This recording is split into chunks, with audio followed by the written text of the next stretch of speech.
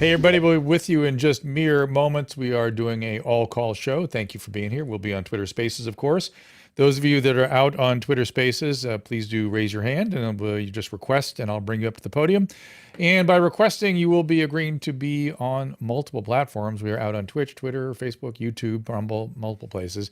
And if you don't feel like raising your hand and you want to interact in other means, you can go to Rumble for the Rumble Rants, or you can go over to Restream on any of those same platforms. No, not Restream. You can go to drdrew.tv and get the link to YouTube, Twitch, Twitter, Facebook, and we can see your comments on Twitter now, which I did not know. That's how to say that. And already some interesting questions coming up on the Restream, so I'd like to engage this conversation. We've had a lot of information in the last really couple of weeks, and we sort of need to process all that and go over it and talk about what I do and I do not agree with and what my feelings are about all this we've learned, and we'll get right to it. We'll do this every week, I suspect, at least once. So let's get right to it. Our laws as it pertains to substances are draconian and bizarre. The psychopaths start this way. He was an alcoholic because of social media and pornography, PTSD, love addiction, fentanyl and heroin. Ridiculous. I'm a doctor, for Christ's sake. Where the hell do you think I learned that? I'm just saying, you go to treatment before you kill people. I am a clinician. I observe things about these chemicals. Let's just deal with what's real. We used to get these calls on Loveline all the time. Educate adolescents and to prevent and to treat. If you have trouble you can't stop and you want help stop it, I can help. I got a lot to say. I got a lot more to say.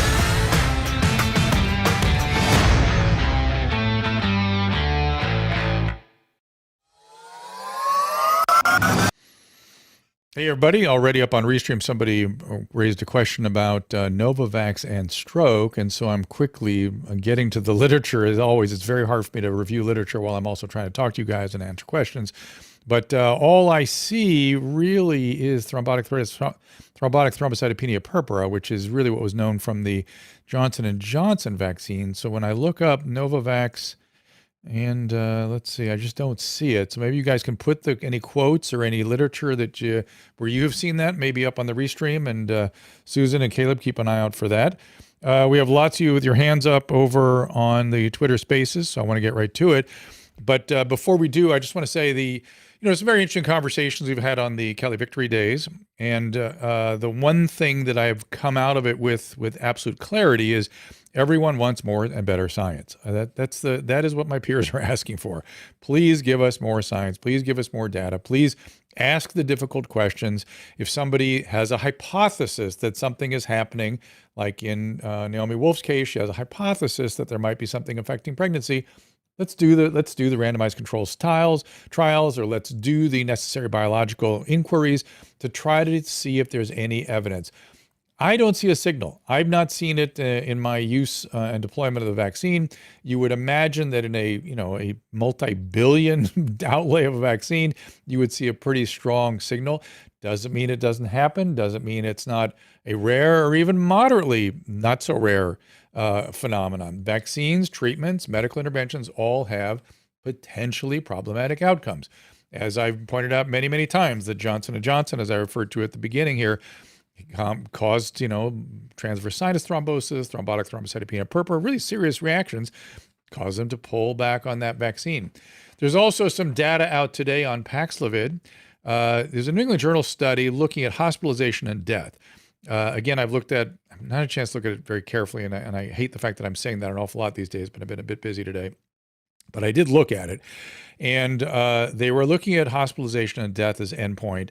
And in those particular endpoints, it's not clear what Paxlovid is doing under the age of 65. Over the age of 65, clear benefits, but not clear benefits insofar as the endpoints of hospitalization and death. Does not mean that you don't get better quicker, that it causes less misery, that it causes less long COVID, for instance. What would the impact of Paxlovid be on long COVID? We don't know yet. So there's more science that needs to be done to look at that population that doesn't already essentially is not getting hospitalized and dying. That's not happening in the under 65, or very rare.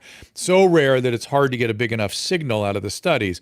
Not that it doesn't happen, that it's rare, therefore it doesn't show up statistically significant in these studies. Now, what should show up is a reduction in misery, a reduction in days lost work, a reduction in infectivity maybe, and a reduction perhaps in long COVID. At what cost? At what cost? Maybe more rebound, maybe less immunity. We don't know. One of my concerns about Paxlovid is that it seems to me, my clinical sense is that people that take Paxlovid at a young age are more prone to get Omicron again quickly. Their immunity doesn't seem to be boosted up. Like my own situation, I have hybrid immunity. I had Alpha, or I had Delta, and I had vaccine. And then I had Omicron, and now I seem impervious to Omicron. I've been locked in rooms with people with Omicron. I don't seem to get it. Will I get it in 6 months? Maybe, possibly. Doesn't mean I'm forever impervious. But for me to take a vaccine right now, interesting question. Should I do it? Should I not? Dr. Malone, Diana is coming up on Wednesday. I'm mostly interested myself in talking to him about the so-called mass formation psychosis, which I am persuaded is a real thing. Whether that's exactly what it is or that's exactly what sets it up, there are many aspects of the construct that are really quite compelling. So let me take a look over. Can you see the Twitter feed under the, when you push on the live stream, can you see the questions there? I mean the requested people their hands up? The question, no, the text, like the. Yes, can I can. Okay. Yes, I can. Somebody said they wanted to ask a question here and not come over to Twitter Spaces. See, it's not on the restream. Yeah. It's on the Twitter. You have to click on the actual. It does something weird though. I don't know if you should do that. You might lose the. No, I've got Twitter it. Spaces. I've got it, but when I click on it. Can you do it on your computer instead of on the? I don't know if that's able to do that. I think I'm looking at them. I'm thinking of looking at the stuff now. So. Yeah, I just don't want it to boot them out of the okay, Twitter so Spaces. I'm going to read what I've got there. I've got Enna saying, thank you, Enna. Same with Slugger11. Theo, I see you there. Do I agree that obesity is a disease? That is what Zaslin is, and she's going to ask that question. So we'll talk that's about not that. what I'm talking about. Anyways, just don't worry about it. I'm looking at the chat. No, I'm not. It's not the chat. It's on the live stream at Twitter. I will read you the questions, okay, or I'll go ahead. text them to you. Go ahead. There's nothing yet, but I just. Oh, my thing shows there's 9 there. 9. That's me talking. I see. Okay.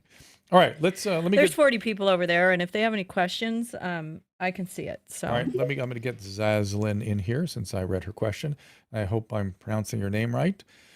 Zaslin, and everyone that comes up to be a speaker, reminder that you have to unmute your phone in the lower left-hand corner, and there you are, Zaslin. Am I pronouncing your name correctly? Yes, Jalin. Hi, Dr. Drew. Been watching this since you and Adam. I did not pronounce your name as Jalin. Is that correct? Yes. Okay. I'm named after Zsa Zsa Gabor. Yes, sir. And Lynn is somebody's So name in your cute. family? Yeah. Jalin. Yes. All right. What's Yes, going on there? That's it. All right. So I just want to know your thoughts on, is obesity a disease, and what is the new Mounjaro doing?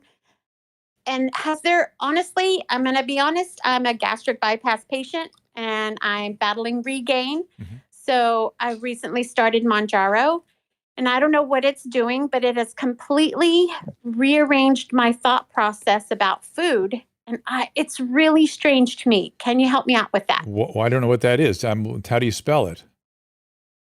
Mounjaro. I think it's Monjouro.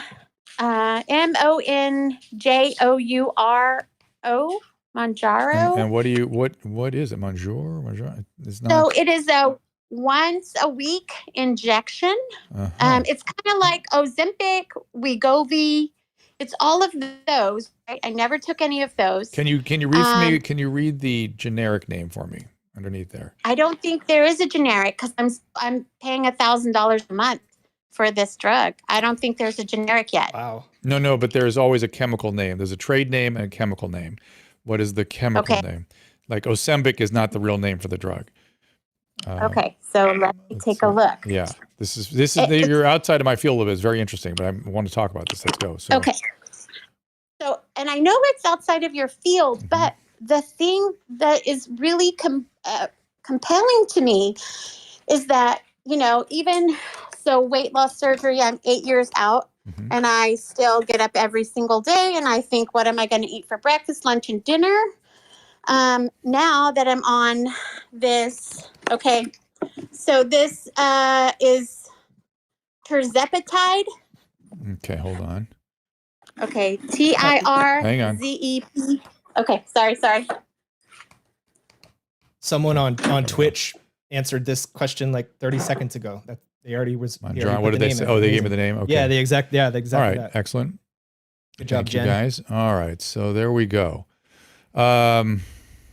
Interesting. So, okay, right. So this is one of these, essentially a diabetes medication, and so it has helped you adjust your appetite. Is that correct? I'm not. It's not even my appetite. It's thinking. really weird.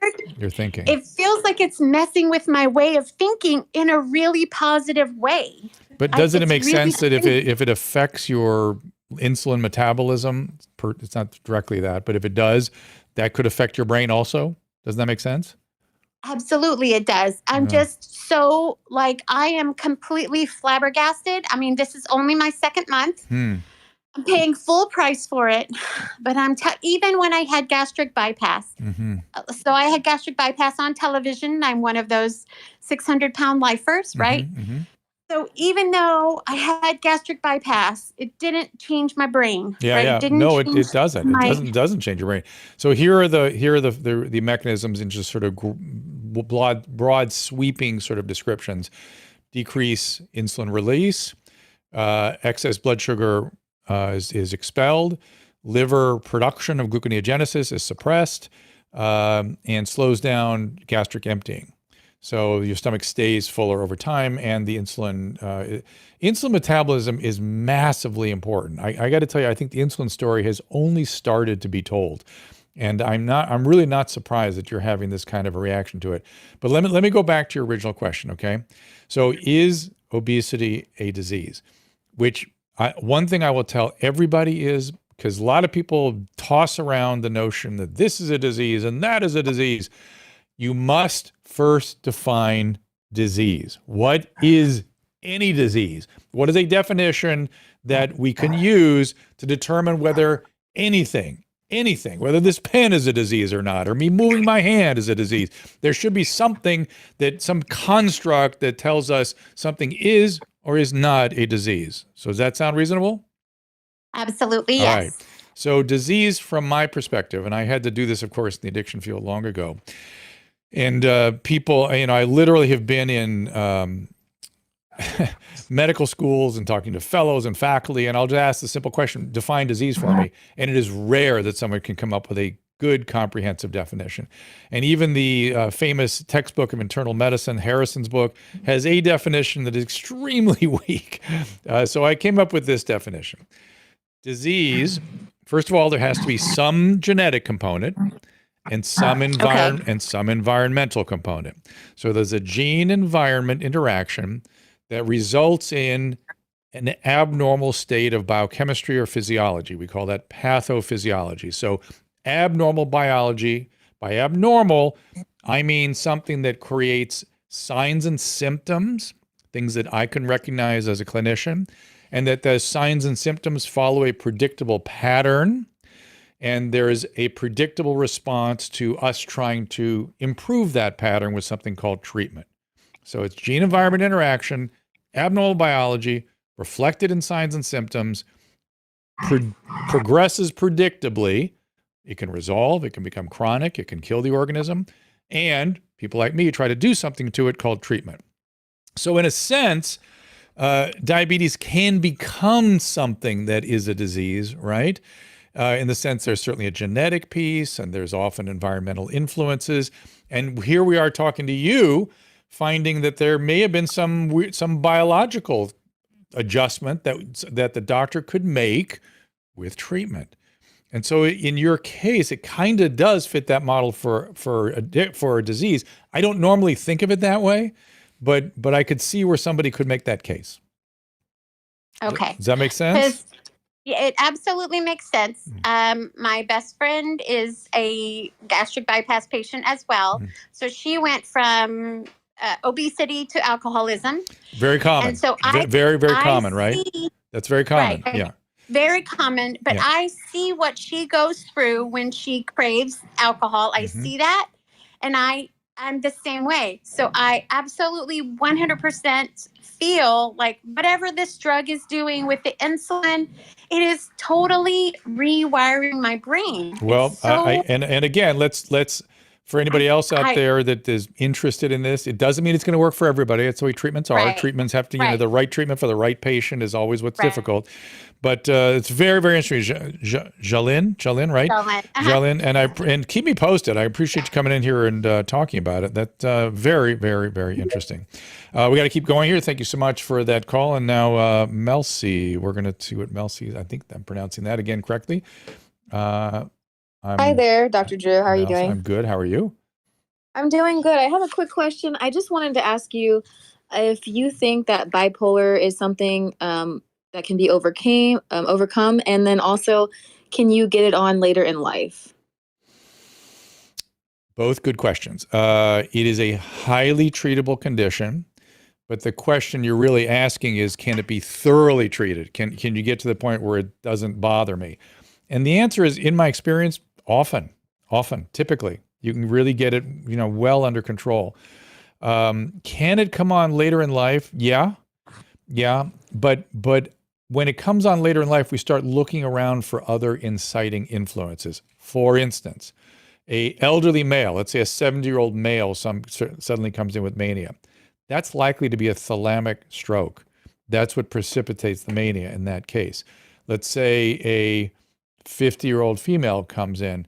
I would worry about other things. I'd look around very hard for some other problem, some hormone or who knows what. A lot of things can, the psychiatric, when I worked in psychiatric hospital for all those decades, one of my jobs was to do a medical evaluation on all the psychiatric patients. And it was astonishing to me when I started out how frequently medical problems precipitated the psychiatric syndrome. So I would look hard for that when people get it later in life, though you can get it later in life and people, don't notice it. I also worry about substances triggering stuff like that. Absolutely. Okay. Does that all make Thank sense? you. Yeah.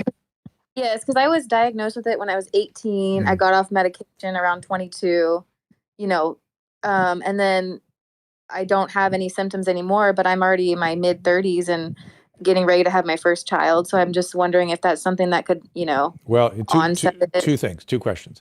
One question, 1 point. A, was there any drug use around the time you had the original problem? Yes. Okay, so that may be the whole story. It can easily be the whole story, particularly around that age, number one. But note well that having had that pregnancy, you're more likely to get mood disorders, post-pregnancy and all that. So your doctor should be very, very, very aware and watching for that. Okay, and by the way, very likely to, if you get it, to respond really well to treatment. That's the other thing. Okay. Okay. All right. Awesome. You got it. Okay. Interesting stuff. Let's see. Craig here wants to come up. Let me get him up. You guys are all asking great questions. I appreciate them all. Craig, what's going? Oh, he's not quite there yet. I'm surprised none of you. Oh, good, Craig. What's up? Surprised none of you have questions about all the stuff we've been talking about here. Yeah, Craig, what's up? Hey, Dr. Drew. Good to talk to you. I was going to check to see a 14-year-old son, and I know you've mentioned in the past about the HPV for teenagers, and I just wanted to get your opinion on that. How do I go about that? Is that still something? You're breaking up. You said you work where? Yeah, Craig, you're breaking up. Hear me now? Oh boy. Well, let me do the best I can. Let me do the best I can to answer. I think you're talking. Whoops. Okay. I think you were talking about the HPV vaccine, and I'm for teenagers, right? And yes, yeah, absolutely. It's has one of the people are once again getting weird about that because of all the wildness around the mRNA vaccines. But you should not get weird about the HPV vaccine. It prevents cancer. Cancer of the head and neck in males and females, cancer of the anus, cancer of the penis, cancer of the cervix. There should almost be no cervical cancer anymore if you get properly vaccinated. Now, the Gardasil vaccine protects you against most of the HPV, the human papillomaviruses that cause cancer, like, Michael Douglas and people like that, we're seeing a marked increase in head and neck cancer, pharyngeal cancer, that kind of thing in men. And that's a sexually transmitted disease as well. And if you smoke and drink and you have HPV, you will get one of these cancers. Also esophageal cancer is way up there as well. So it is something to, why you wouldn't get this vaccine? The risk reward is clearly in favor of taking it. They're allowing adults to get it now. They are. Like under 40 or something. Yeah, which I have advocated for years and years My and friend years. just had it, but she got 100-degree fever from it. Well, you can have a reaction to it. Look, It's better than getting cancer, right? Oh my God. And let me just say it over and over and over again. No medical intervention is without risk. Nothing. Even calling me on this show, everything has risk without medical intervention. Nothing. I can't say that strongly enough. So to start pointing at, I heard this story and that story. Yes, of course you did. And we have data. We have years now of data, particularly on the HPV vaccine. And it's very, very clear. Now, if you don't want it, up to you. I'm not a mandate person, right? Not a mandate guy. But my goodness. And why do they give it at the young age, right? Why do they give it at 9 to 13 or 9 to 12-year-olds? Because that's when it has maximum efficacy across the lifespan. That's when you want to get it. So it's really about doing, and you can get it anywhere. Why under 40? I'm not sure. WWM is asking why under 40. You know why? Because the original studies were done on it. The drug company had to pay for the studies and go to the FDA and get the approval. Now, you could find an enlightened physician that might give it to a 50-year-old or a 60-year-old. Yeah, we can do it. The FDA does. If you're single, all of a sudden. I cannot say this strong enough. I have two. I did this show on Fox 11 here in Los Angeles. I might get it if something happened. You never know, right? Would you get it? Where is she going with this? Like if I turn up dead, Caleb, you heard the if first. Something happened to me. I'm going to put it on the other shoe on the other foot. If something happened to you, would you think about getting it if you wanted to go out and date again? Yeah, I would. I'm old enough that it really be kind of sketchy. I'm trying to just say. I'm not saying I'm going to try to kill you off. I'm just saying I might do it if. So, okay, I lost my complete train of thought. First thing is Susan says something like this at least once a week, so I'm getting suspicious. Second thing I am too. That's what I'm saying. I missed all the other ones. Are you saying that you would consider getting the vaccine later because they didn't have this vaccine before? Like you're talking about the HPV Correct. vaccine. We never got Correct. And here's the way this would go is that, hey, we didn't have the HPV vaccine. I'm going to go out and date again. Maybe I want to protect myself against HPV, but HPV takes decades to cause cancer. I don't really have decades left, so the risk reward on the vaccine starts to change. So it may not be good for you. I almost died last night, so you almost knocked me off driving that car home from the Lexus dealer. She is obfuscating. She's trying to make this seem that she was not talking about. If I had gotten on the freeway, who knows? We think she'd protest too much. But I completely lost my train of thought. What was I talking about? You're not good with vaccines anyway. I know I'm not. What was I talking about, everybody? Help me, somebody. I had something I wanted Why to say. They give it to people under 40. This is what I wanted to say. So I was on this Fox 11 show every night for a year during the dark days of COVID. I really enjoyed doing it. It was a lot of fun. Alex Michelson and I did it. And Alex, the two things that stand out to me most, I'm going to be on their show again tonight, just as sort of a, recap, welcome home. Let's, old friends night, and recap where COVID is now. But two things from that whole experience stand out most vividly. One is, and Caleb, I was going to get you this video because Gary Smith has it. Maybe you can ask him for it. When the head of one of the heads of the school board here in Los Angeles came in and said he's going to close the school, I kept saying, why are you doing this? Who told you to do it? The CDC didn't say it. Fauci didn't say it. Why in the world are you doing this? And to me, that was like an appropriate thing that nobody was asking at the time. And I'm glad I did. It's aged well. And the other thing was I got in a fight with Alex Michelson on the air about the FDA, and that's why I bring this up. He kept going, oh, but the FDA says you can't. I said, the FDA doesn't do shit. The FDA does not determine the practice of medicine. Has zero to do with the practice of medicine. There's no licensing board. There's no professional board. We have multiple layers of professional organizations that monitor us and state licensing. The FDA has nothing to do with it. The FDA determines what drug companies and manufacturing product manufacturers bring to market, how they bring it to market, and what they bring it to market for. What we do with it is up to us. Now, we take a certain amount of legal risk when we step outside of what the FDA has approved it for, but we are categorically within our right to use something so-called off-label that isn't on the label by the FDA. Nothing to do with medicine. They don't do anything when it comes to us and our practices. There we go, striking back. Thank you. So let's. I got lots of calls. I got lots of things to say. I'm going to go make sure my life insurance policies are up to date. But while we do that, let's take a quick break here about our friends. The car was meant for you. And last by the way, night. Susan, You should have driven. Oh, you it mean home. you've made sure the brakes were all screwed up? Is that what you're saying? It's like the Fully Russian We have mafia. lots of good stuff from Genucel. Susan, you want to really quick before you go to I'm that so talk about? excited. I got some new I know. stuff. Read the labels. This is the deep connecting serum. This is stuff you really like, the hyaluronic acid. Hyaluronic and salicylic. That is Susan's favorite. That's I'm going to mix that with my skin cream. This. And at night. then the ultra retinol is When the I other put thing that on, she's yeah. very hot on. I'm very So excited. these are two things we've not talked about before. And Just came in the mail. I noticed you went to the dermatologist yesterday, and it sort of pissed me off because I was thinking I was They burnt some little things off my face. all right, yeah. because I thought Genucel was going to put an end to all that. No, I didn't buy anything there. I didn't. Good. Yeah. I've got all the Yeah. goods now. I'm It's all here. so excited, Caleb. All right, let's hear from Genucel. I think we have found the holy grail of skincare. Genucel has absolutely changed, certainly my skincare regimen. I like that vitamin C serum, the under eye creams, skin nourishing primer. Susan loves the eyelash enhancers, uses it on her eyebrows as well.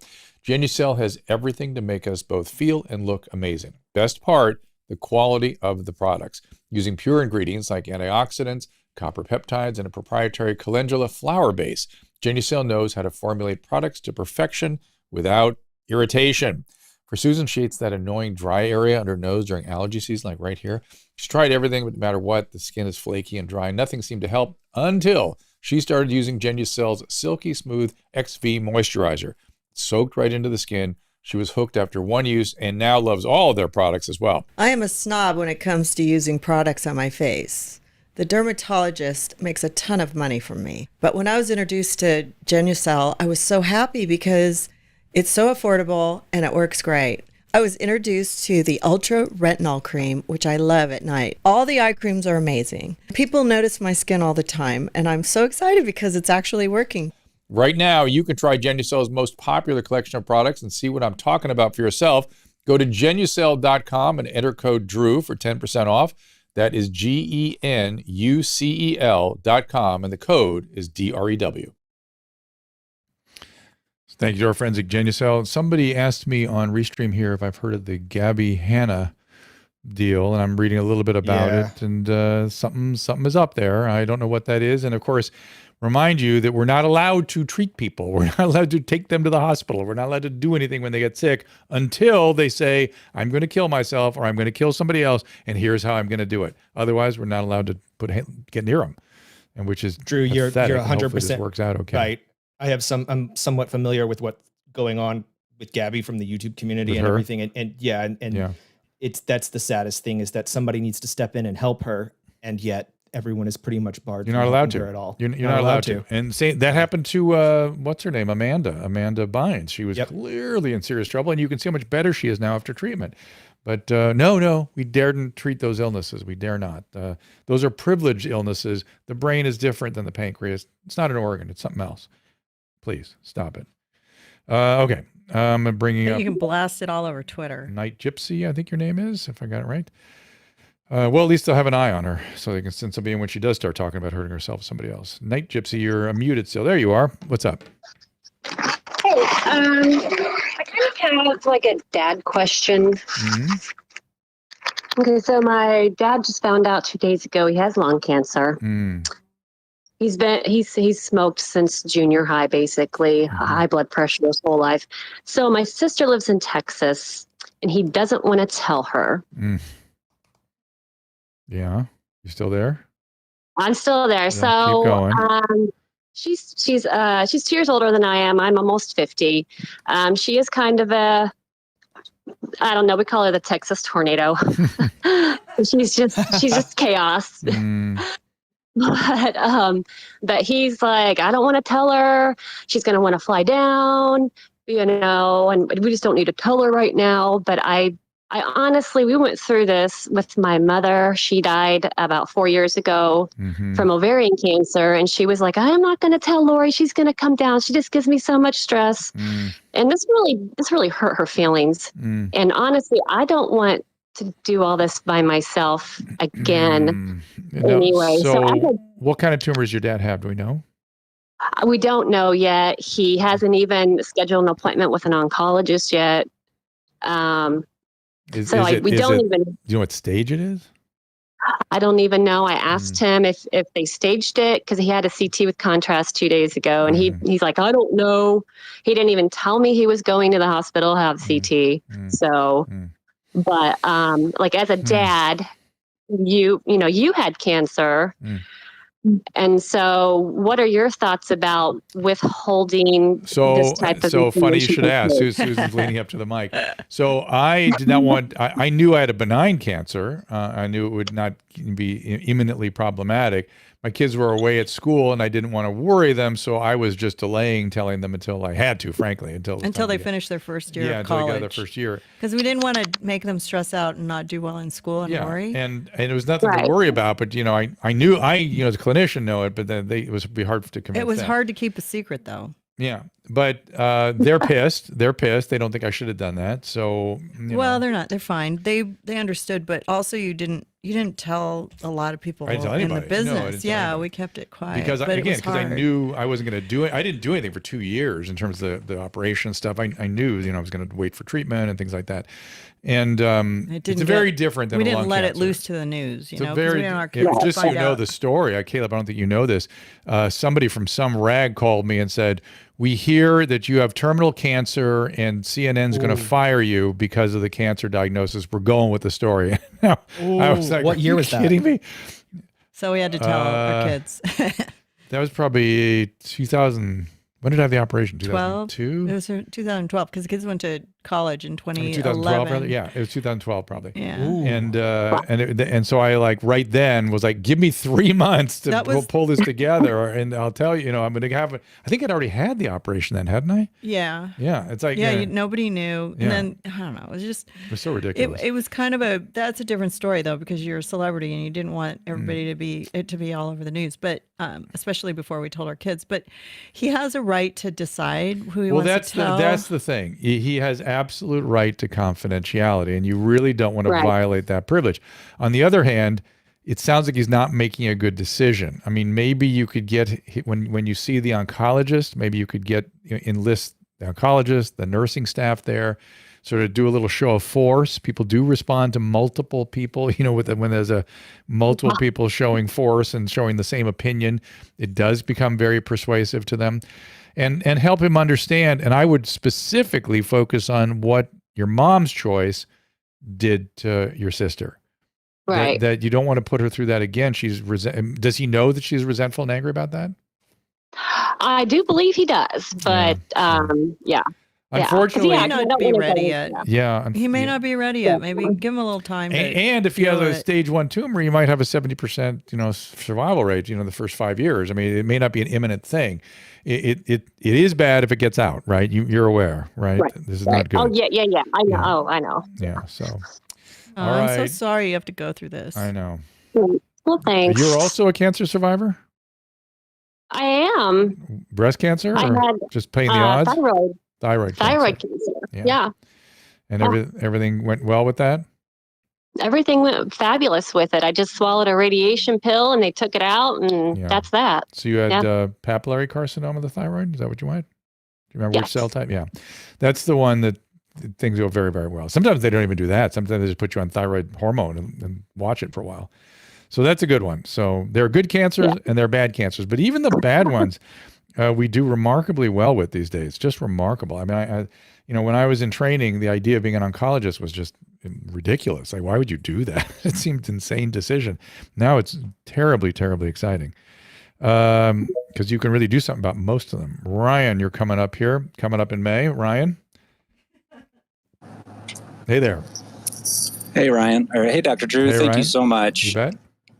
I started listening to you in the 90s on Loveline when I was 12, and I just have so much gratitude for I hope that helpful. your It was so helpful. Okay, good. Your persistent recommendation and encouragement to addicts to get help and to turn to 12-step programs. It didn't keep me away from substances, but the day that I knew that I needed help, I knew where to go. Good. And I just have so much gratitude for the stories that you shared. Well, thank you. And it's really funny. When I first started involved in the field, I thought I was going to be able to prevent addiction. I thought education would prevent. I learned very quickly, no, we don't know how to do that yet. We just don't know how to do it. But your experience of, jumping in when the time came is one I really was what I'm aiming for. So thank you for saying so. Yeah, I'm 5 years sober, and thanks so Great. much. Congratulations. Yeah, thanks. Good job. That's it? Well, that was it, I guess. You bet.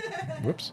Oh, no, do I have something else Thanks, to ask? Dr. Drew. That was it? Nope, that's it. All That's right, it. well, Just gratitude, man. Thank you, Ryan. I appreciate God that. bless you. You see how gratitude is a really, really healthy thing. Yeah, but you're like, that's it? You know, Well, you Ryan, love me? Ryan, I know you don't want to attack me for something. Ryan will help. Ryan expressing that gratitude helps him stay sober today. And the reason it does so is because it's a healthy move. It's a very healthy thing to express gratitude and to think about gratitude and to focus on gratitude. So I think that's just a great example of what people are in a healthy space will do. Hey, Josh. Hey, Dr. Drew, how's it going? Good. What's happening?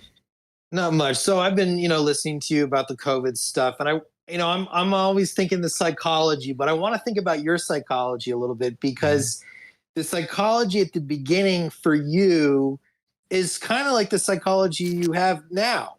I mean, in the beginning, you were saying, let's just see and look for the science and all the same things that you're saying now. Yeah. But it seems vastly different. The time when we first heard about it to now, I mean, no one knew that it was going to turn in to something like this. I at least I did. I thought maybe, okay, well, they close it down and, we'll be back in hopefully maybe a month or something. I mean, maybe I was crazy to think that, but I just want to see if, like you have anxiety, we all have anxiety, but when you first heard about it, what did you, were you scared personally? No, I mean, I've never been scared of this thing. Never. And fear did not never. And when I was sick with it, as I've said repeatedly, the most confusing question I got from people was, were you scared? It has a 1% fatality rate. When I tell a patient they have a 99% chance of survival, I am telling them they are going to survive. That's what that means statistically. You're not going to win the lottery. You're not going to be that 1%. It's very unusual. So that just the data itself. Now, I was very concerned about my patients because they're elderly. A lot of them are elderly, and I do felt they needed focused protection. But fear was never something I had. And so when I saw the attempts at trying to create panic, create fear, I was acutely aware of it. And it struck me as disgusting because it was going to harm. Panic never makes things better. Now, right. What's different from my perspective now, amongst other things, is I didn't know that was a policy. So I've learned from Dr. McCullough that was a conscious policy to try to subdue people into submitting to mitigating everything till we get to a vaccine. What do you mean by it's a policy? Whose policy? Caleb, you guys remember what or Susan, what Peter McCullough, he had emails from the CDC, as I recall, where they were specifically saying this is what we're going to do, and Dr. Birx as well. And again, don't quote me on this because I'm trying to remember what he told us, but you can re-listen to that particular streaming show. But he was explicit that he had the actual documentation of what, and Alex Berenson told me that they were actually using behaviorists, the advice of behaviorists on how to do that, how to make it as fear-provoking as possible, which makes sense to me. So they were trying to scare us as much as possible. to try to get us to comply with an unpleasant policy until we could get a vaccine. So again, remember I've been saying vaccine numeralis, get to the vaccine. Right. Okay, so this is what I've recently, I've recently learned this. I don't know it to be factually true, but this is something that has been, sort of part of what I've learned by interviewing people that have, been silenced, and maybe they're not true, but it certainly seemed like if they were not trying to do it, they did it. And by the way, the CDC and the public health world was not alone in this. The part that made me upset was the press. I remember I sat on a show called Daily Blast Live right as the thing broke out. And I just kept saying, shut up. The press has no business talking about this. Shut up. Listen to Fauci. Listen to the CDC. Everybody else, shut up. You're going to make things worse. Shut up. I kept saying that. Now, right, because that was my original sort of position, somebody brought up this morning that I had veins bulging, and I was, and I said, yeah, I have a vein, an anomaly because you here. are a lifter, right? Yeah, yes, and so I've got an abnormality as my internal jugular. It was really bulging back then, comes across my clavicle, and I accused the guy of being ableist for having the temerity to point that out. How dare he? That's my anatomical abnormality. He's an ableist bastard. Anyway, we've had other nurses and stuff say that. I know. Now everybody's staring at your neck. We understand when you have congestive heart failure, it's your internal jugular, not your external jugular you're looking at. The external jugular can expand for lots of reasons. So where was I? So talking about shit.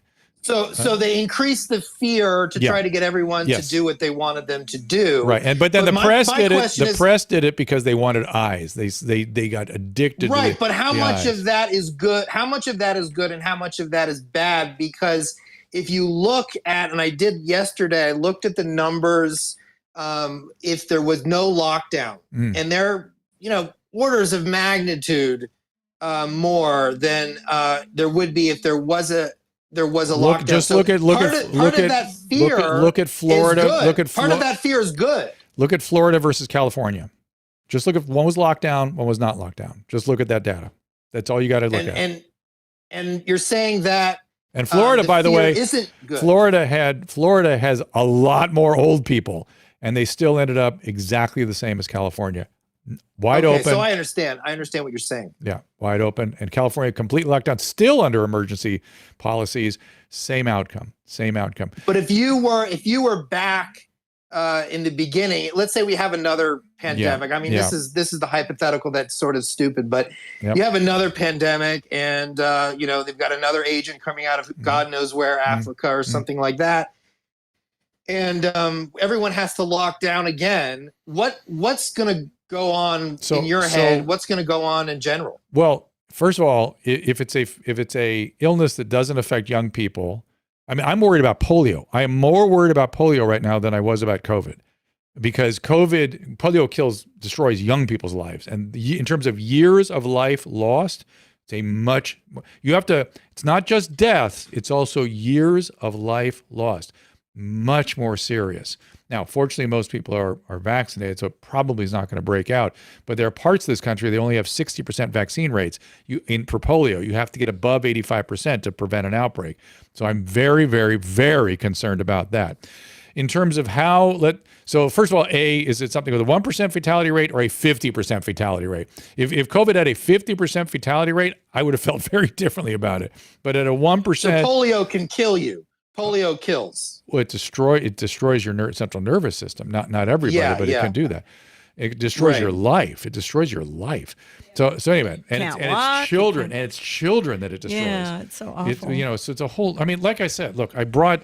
If you want to know what's out there, I intentionally bought these books. This is a textbook of infectious disease of childhood. This is just children's infectious diseases. Small print. There are small print. There are thousands of pages in this book of all the things that can happen to children. How do you compare it to AIDS, Drew? This is the smallest This is the smallest book I could find on infectious diseases in adults. These things are out there all over the place all the time. They are very, very serious. I had to carry it from the mailbox. It's different than a pandemic, right? Which is, gets distributed everywhere. And it's a pandemic with a high fatality rate. I was worried about AIDS at the time because I was affected by I was treating these people. And again, look at the difference. 1% fatality rate versus 100% fatality rate. AIDS had a 100% fatality rate, and it was reaching pandemic proportions, and it was looking like it was going to break into the general community because we had that in Africa. 100% fatality versus 1%, or if you even want to say 15% in the elderly, whatever number you wanted to use, that is a massive difference between 100% and 15%. There was a lot of fear during the AIDS thing because I was young then, and you were on Loveline, and I was listening, and I was terrified of sex. I was so scared of sex.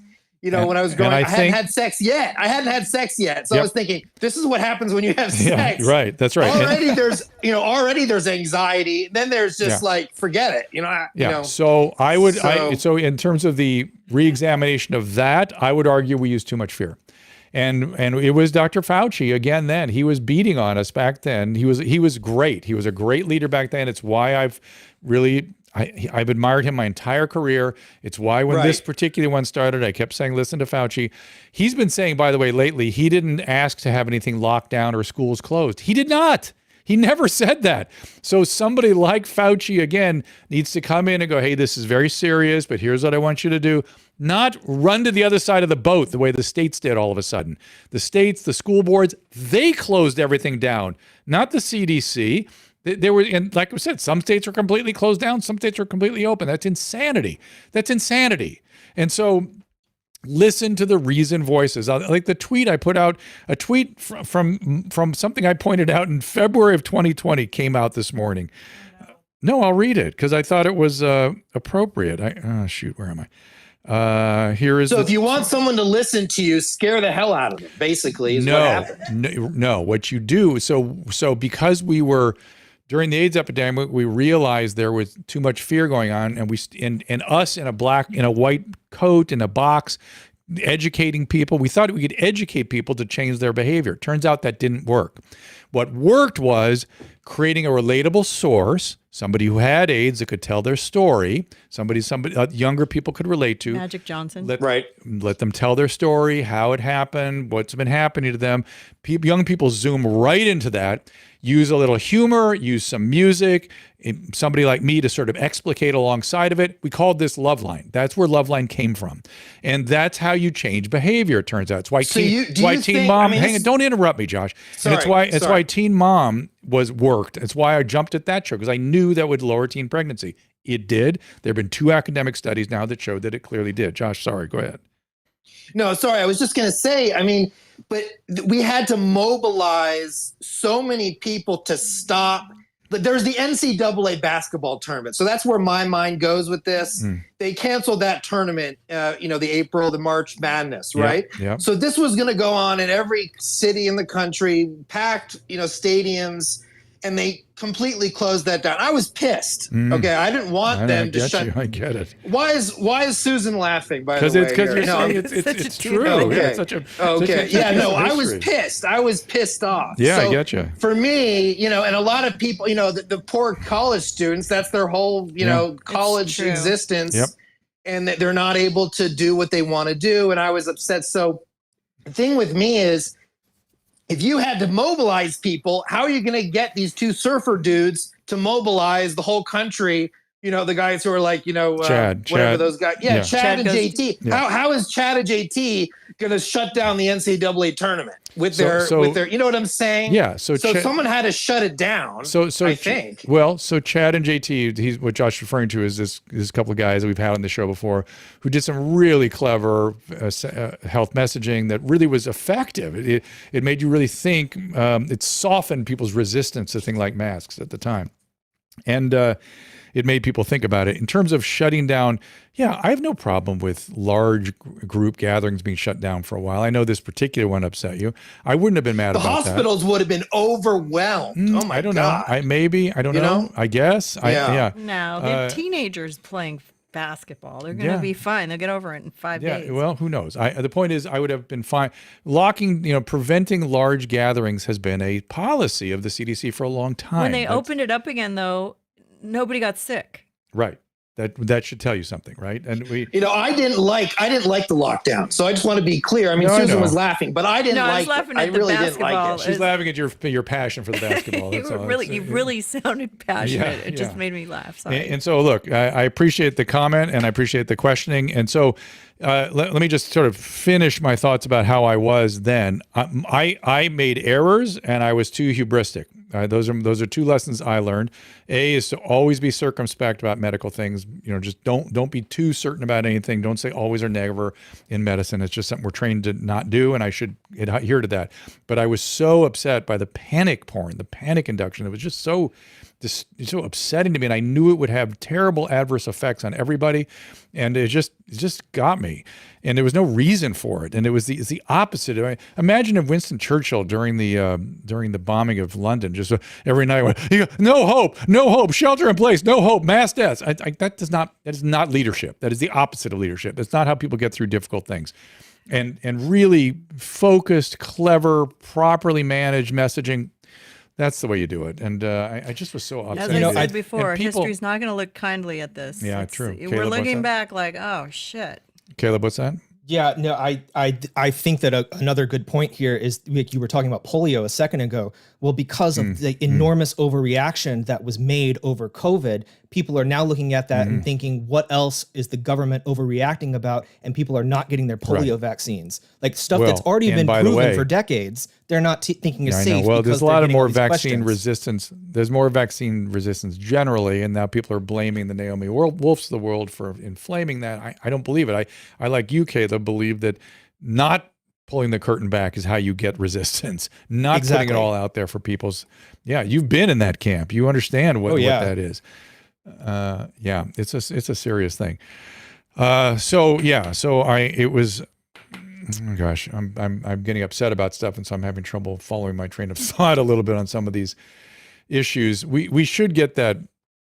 All right, let me just get some callers up here. This is change the subject. Thank you, Josh. Yeah, thanks, Josh. Appreciate it. Oh, so my hubristicness and being more humble in my approach to things, but I know I was going to say, which was that people who had just learned to pronounce things like hydroxychloroquine the day before, the next day had massive opinions about something they'd never heard of, they'd never used, they have no clinical experience with, they don't know what they're talking about. That was not just deeply disturbing, but insulting to me. Okay. Let's have Elle come up here. She's been asking for a while.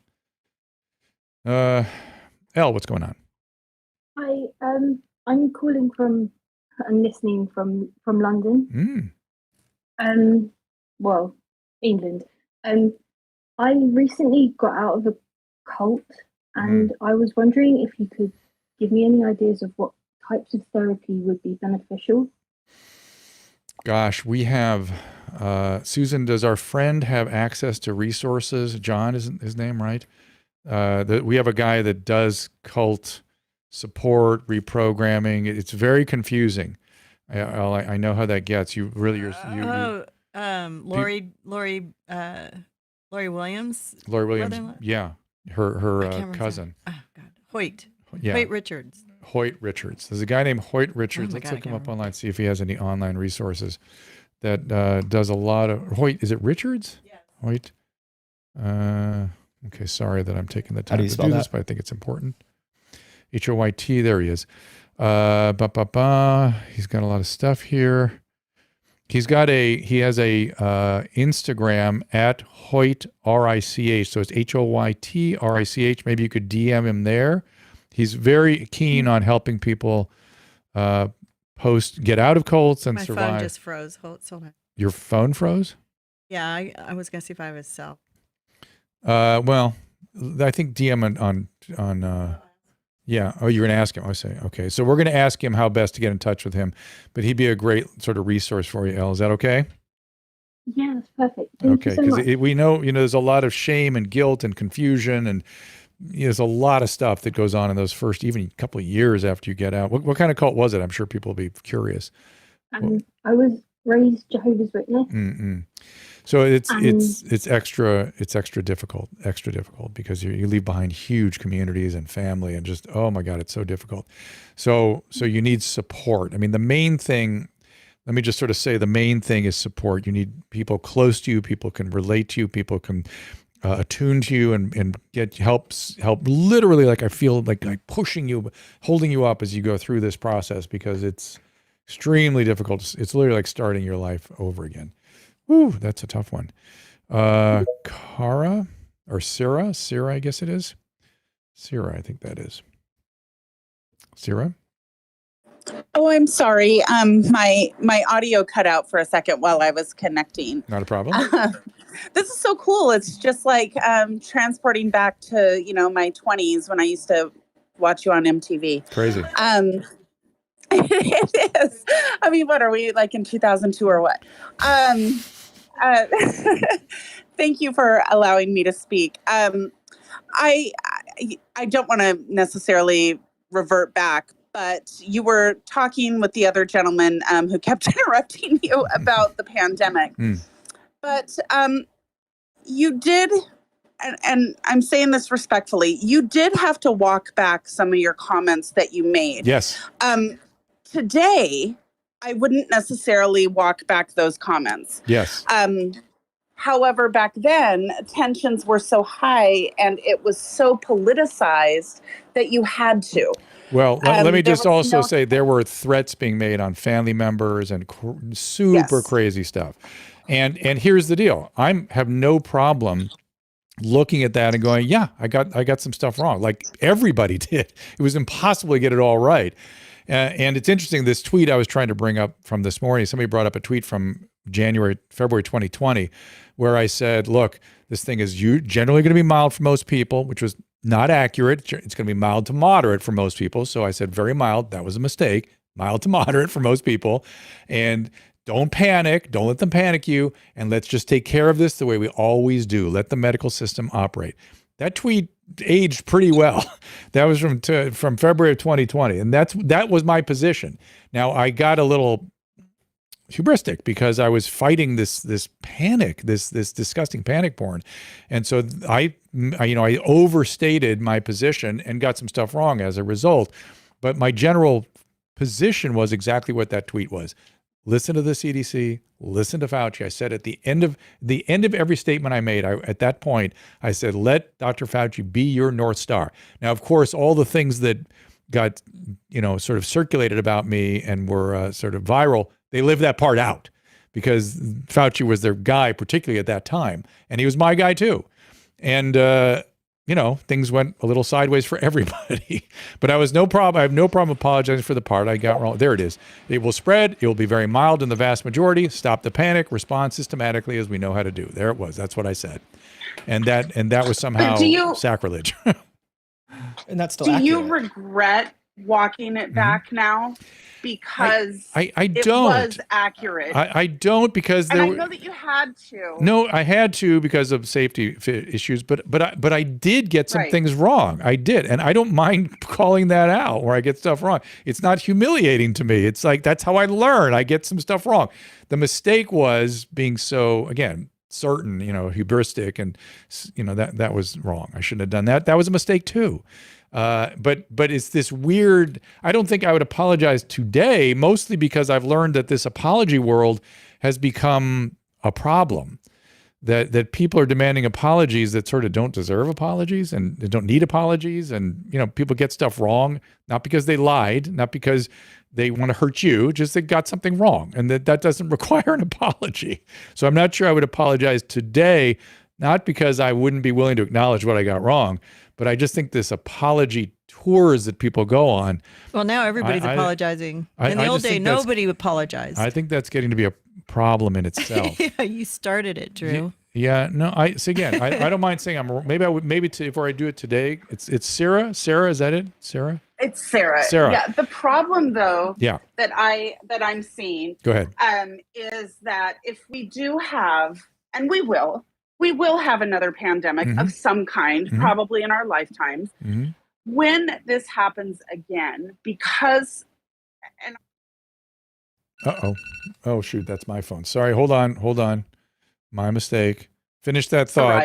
And politicized. Yes. And it did become a political issue. Yes. It still is. Yes.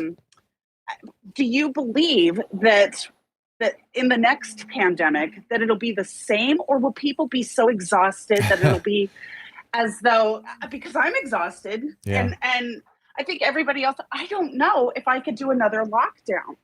So how do you think it would go again? Would you be more vocal and not walk back?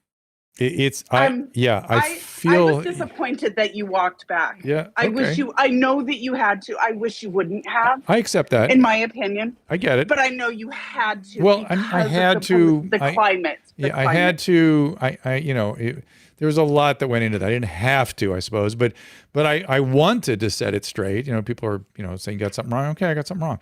But I did not know what these apology tours would become. The apology, unfortunately, is making the mob worse. It's making them more bloodthirsty.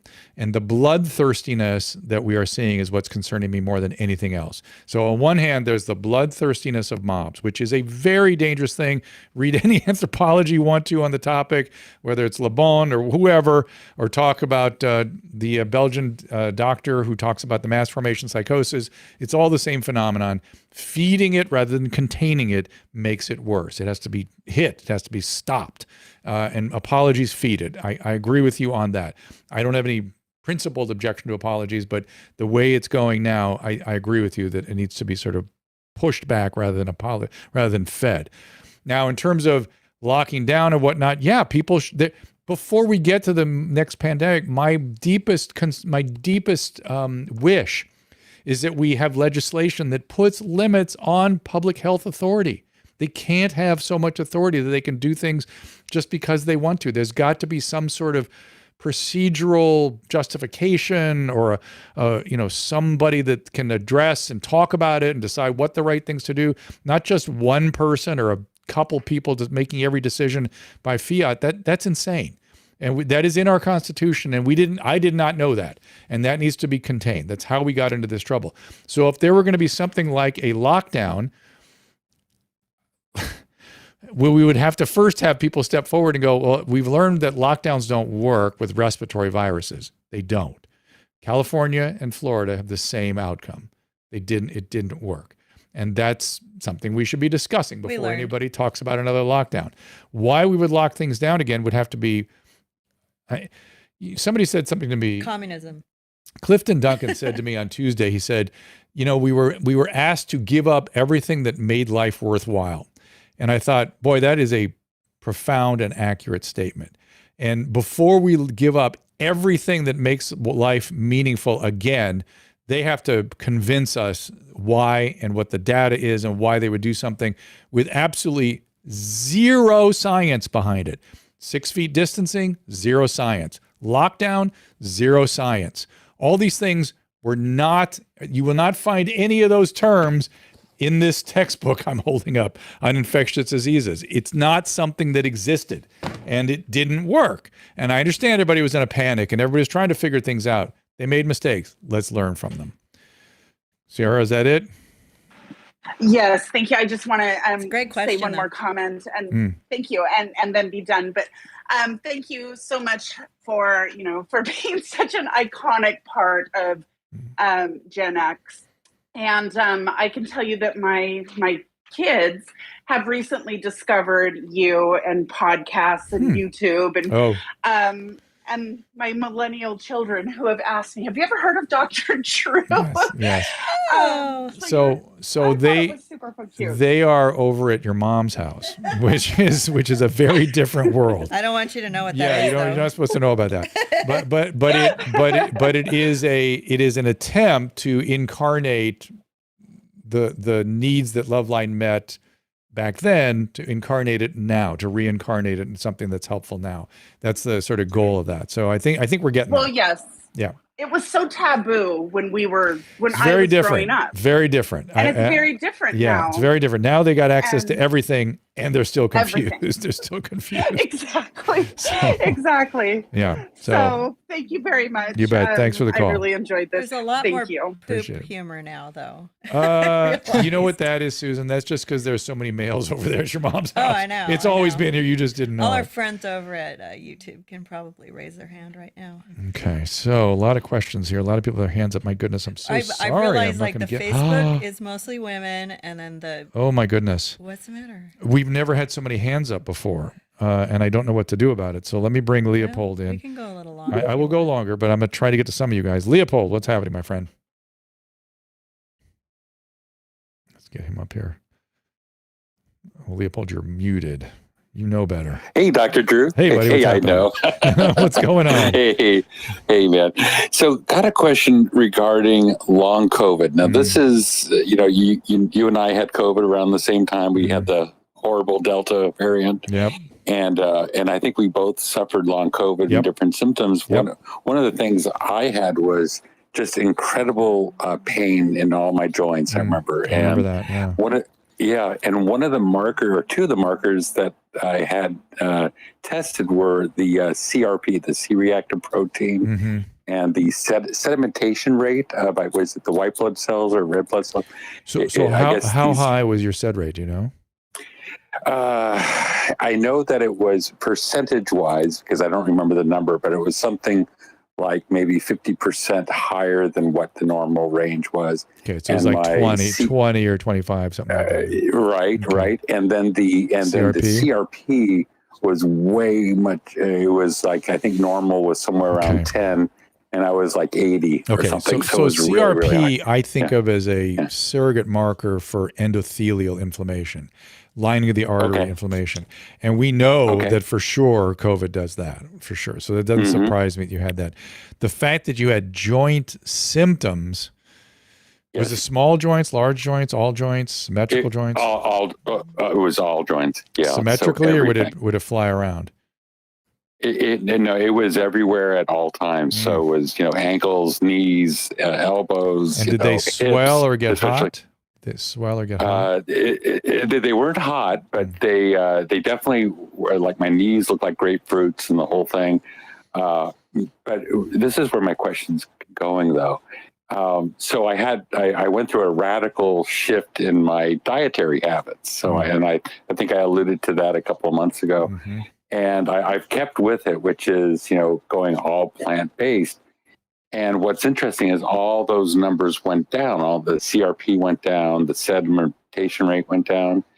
So, but here's the issue. The joint pain is starting to come back. And I'm curious if the only thing that I changed was my dietary habits, and I've been really rigorous and really steadfast with keeping it plant-based.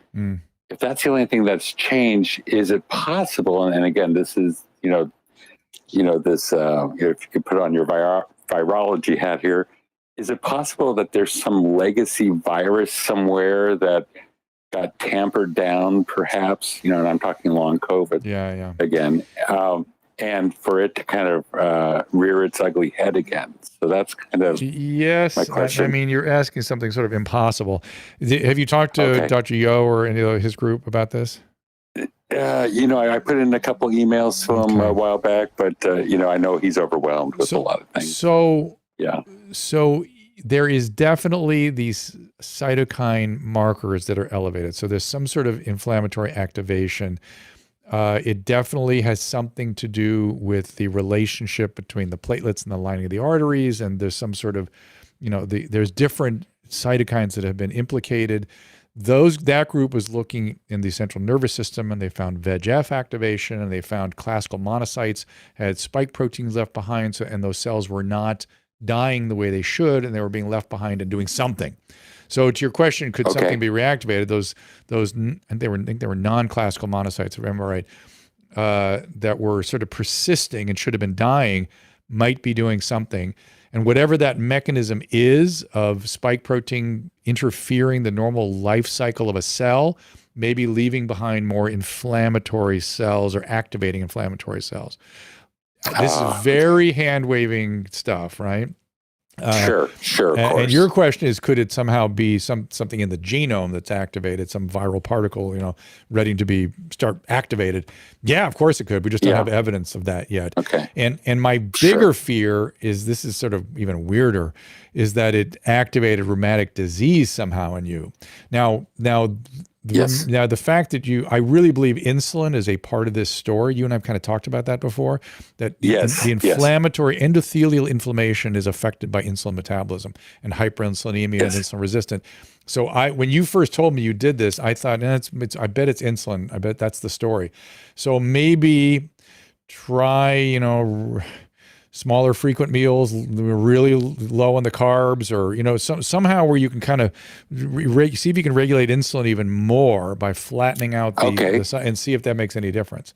Okay. Yeah, and that would make a lot of sense. I don't know if you recall, but the COVID actually activated diabetes. I know. I remember. I went up to like 11.1 in my A1C, and I was urinating sugar. Crazy. Yeah. No, and I was, prior to that, I was like 5.8 or so with my A1C. So it went from 5.8 to something going on there. Yeah. Something going on. Everybody. Yeah.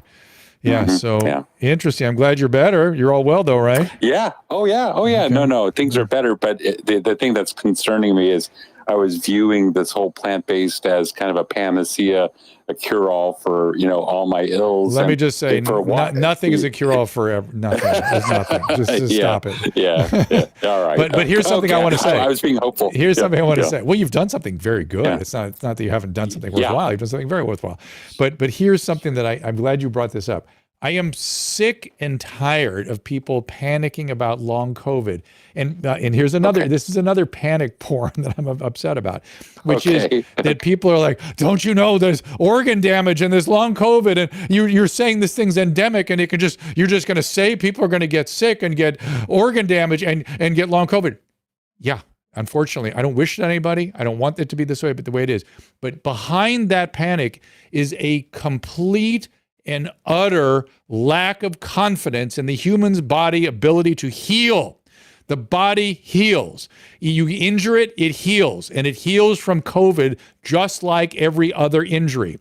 Nobody points that out. Here's Leopold, who had severe COVID and severe long COVID, and he healed. He helped himself heal. There's things you can do to help yourself, but the body heals unless you kill it.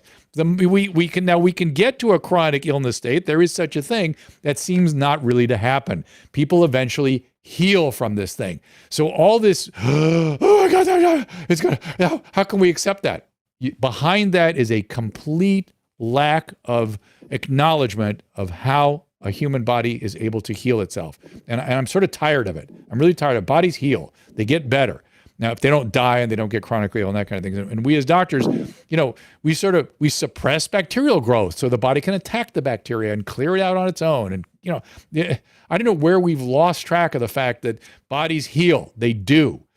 And we're so used to treating everything that people aren't they've forgotten about or have no faith in a human body ability to heal. So I want to point that out and point it out with in strong terms. Yes, Leopold? Absolutely. Right, no, I'm off. I was waiting for Susan to do a strikes back. Caleb to hit. Yeah. Where's the strikes back, Susan? What are you doing? You're still talking. Waiting for that. She's talking to. There it is. She's talking to Hoyt Richards. I love it. Okay. Right? You're talking to. He's so handsome. Yeah, there it is. See, she's talking to Hoyt. No, I'm not. I'm ordering dinner. Caleb, did you? That was another piece of evidence I want you to push aside when I show up dead somewhere. Just make sure you caught that. So I'm saving a list. I'm going with the guy who came from the cult.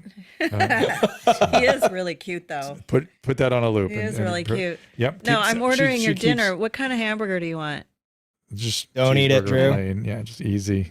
Why? Oh, she's gonna be the thing. Oh, you're right. Again, you got all the evidence here. Just lay it all out. Okay. Here's what I'm gonna do. Let me look. Carolyn points out that there's long COVID from vaccine as well. Absolutely true. Some of the more serious, some of the worst long COVID I've seen has been from the vaccine. Absolutely true. Let me go back through the restream to Ghostbusters. Oh, Susan, when is your next psychic show coming? People are asking. They want to call it the Ghostbuster show. How's pharma company make money? Calling out with Susan Pinsky. Yes, thank you, Tom Cigars, for pointing out that we have. And Tom Cigars has been very instrumental in me changing my attitude towards trolls. He's just very dismissive. Like, don't even interact with them. It feeds them. It feeds them. I believe him. Give me a second to look through some of this stuff. Okay. And then over at the Rumble Rants, you guys, I'll see what you guys are up to, if you don't mind. See if there are any questions there that I can address quickly. They love sugar over there at Rumble.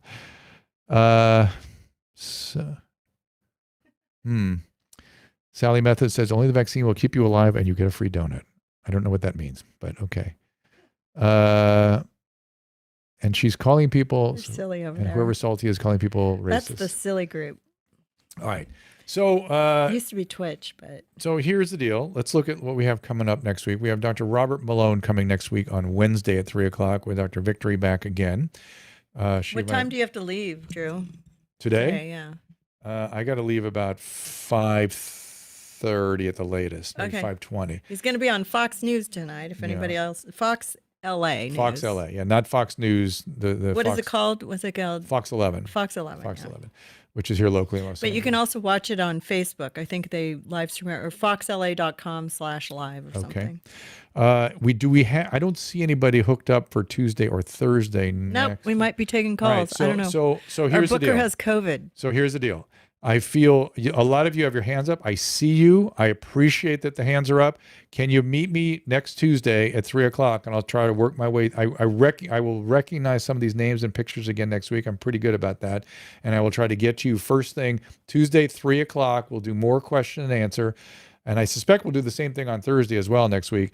And I also suspect that we will have a lot to talk about with the group, answering questions after we've talked to Robert Malone. I suspect he has some provocative stuff to say. And on Thursday. It's on Wednesdays, Malone. Thursday, back to calls again, I suspect.